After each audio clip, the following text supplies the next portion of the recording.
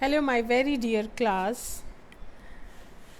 I welcome you in teaching, in exploring a very unique branch of chemistry, that is organic chemistry.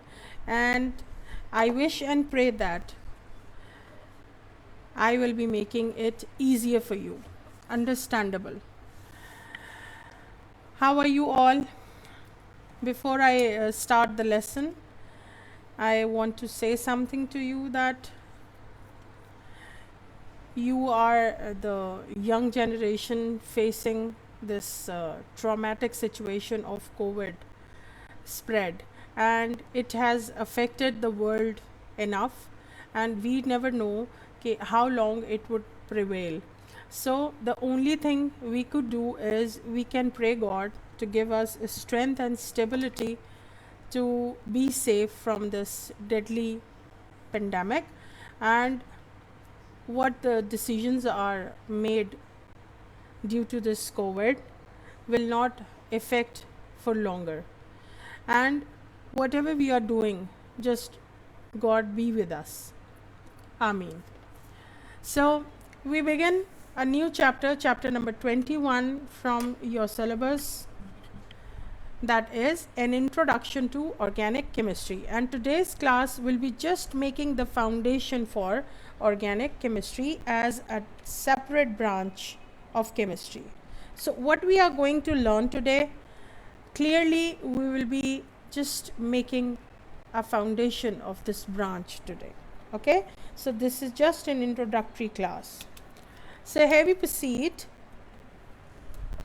So what is this? The photo shows a drilling platform used to extract petroleum, that's crude oil, from the seabed. You know, petroleum is mined from the ocean bed, and a very heavy industrial plant is required for this. And petroleum is a mixture of organic compounds. So today we will understand basically structurally what is petroleum. Petroleum is used as a fuel, as well as it is used for the manufacture of many important chemical compounds. So due to its worth and application and its usage, petroleum is also called as black gold.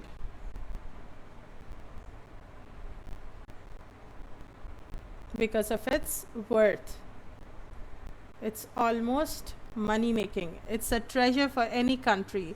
All the countries in the world which are having petroleum are very economically stable. So petroleum is a non-renewable source of energy, rather resource of energy, and its demand is increasing day by day. So as these are reserved stocks, so the consumption is leading to a very important issue for the whole world, that the amount of the supply is decreasing. Why this is so, why it is very important, and why we just simply accepted that petroleum is an organic compound. So what makes organic compounds? What are those conditions which makes a compound which can be classified as organic? So we continue that organic compounds are basically compounds of carbon. It's a long debate. Just having carbon is not the condition to be classified as organic. So we begin just from the elemental classification. Okay, here I am. I know that elements, all the elements are mostly 118 elements are classified in the periodic table. You remember it? Very good. Okay, so periodic table is a classification of all occurring elements, and out of 118 elements I am talking only about of carbon, for which the symbol is capital C. So the carbon is making a separate branch which is organic chemistry. So why this is so? Because of having very unique properties,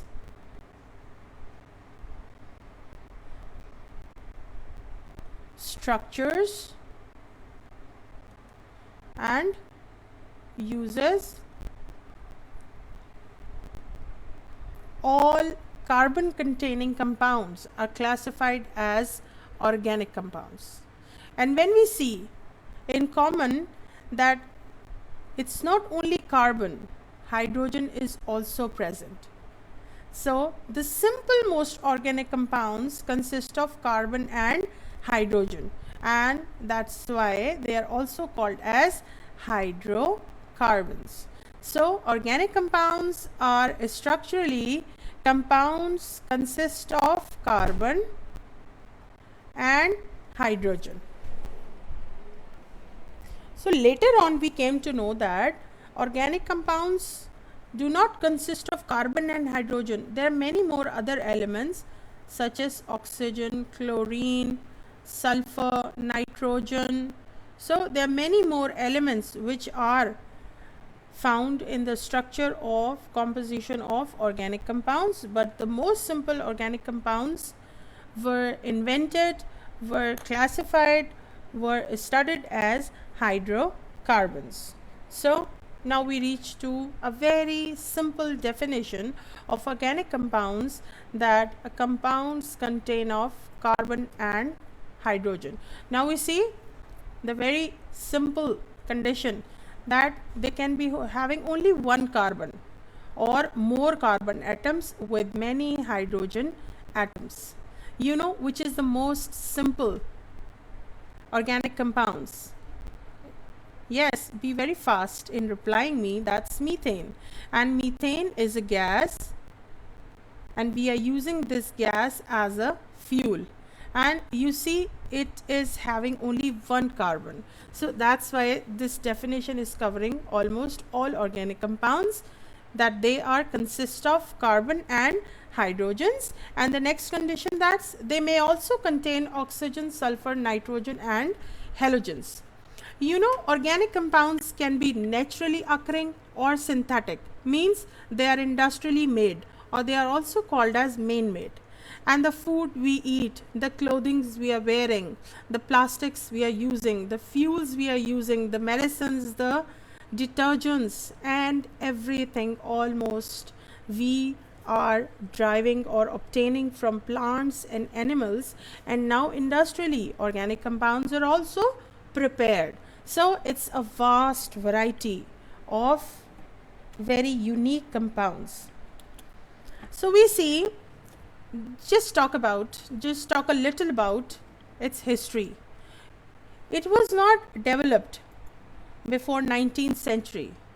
Like before the rise of 19th century calendar, it was assumed and accepted that if you want organic compounds or these unique compounds which are present in food and which are present in oils or which are present in the other important materials to sustain life, such as medicines. So if you need them, you can derive them or you can obtain them from the living sources such as plants and animals, or maybe from the substances which are derived of the life, means which are derived from the remains of life.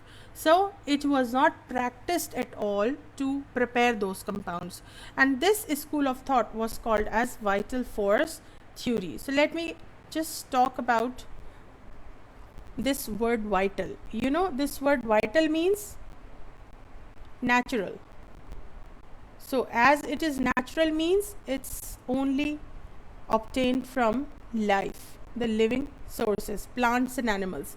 So it was thought that the school of thought which was assuming that organic compounds cannot be prepared. This is called as vital force theory. And the second thing, that if you need organic compounds, just you can get it from the plants, from the animals, from the herbs, or from the fats, from the flesh of animals. So this is how it was just impossible to talk about the making of organic compounds before 19th century, but a time came when a very intelligent German chemist disproved this theory, and his name was Frederick Waller. It was a milestone in the discovery or in the foundation of organic chemistry when he simply disproved vital force theory. Now, what does it mean by disproval vital force theory? When organic compound was prepared,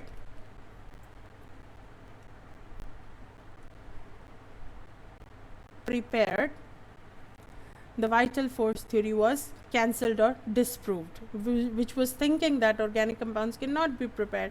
So, luckily and accidentally, Frederick Waller was heating ammonium cyanate, which is a typical inorganic compound.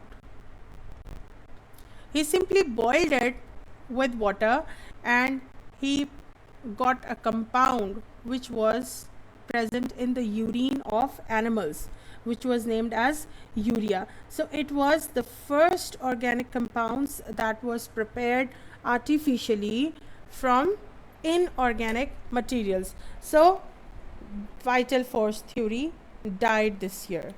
Now, it is not the only compound which was prepared after the preparation of urea. Acetic acid was also prepared, and some other derivative proteins were obtained. So it was just practiced after disproval of vital force theory that organic compounds can be prepared industrially or in the lab. So this is a checkpoint for today's lesson. It's a very easy home practice. You are just going to write the answers, very simple answers for these questions, and the answers will be written very easily when you will be reading the topic 21.1 from your textbook, and you also just get command or understand the key ideas on page number 414. I am leaving you with the hope that the video lessons will be really reviving you again. I cannot take you back to the classroom chairs, but I can make the environment of teaching easy and convenient via these video lessons, and I am looking forward for a very warm response from you. Okay, I'm leaving you. Khuda Hafiz. God bless you.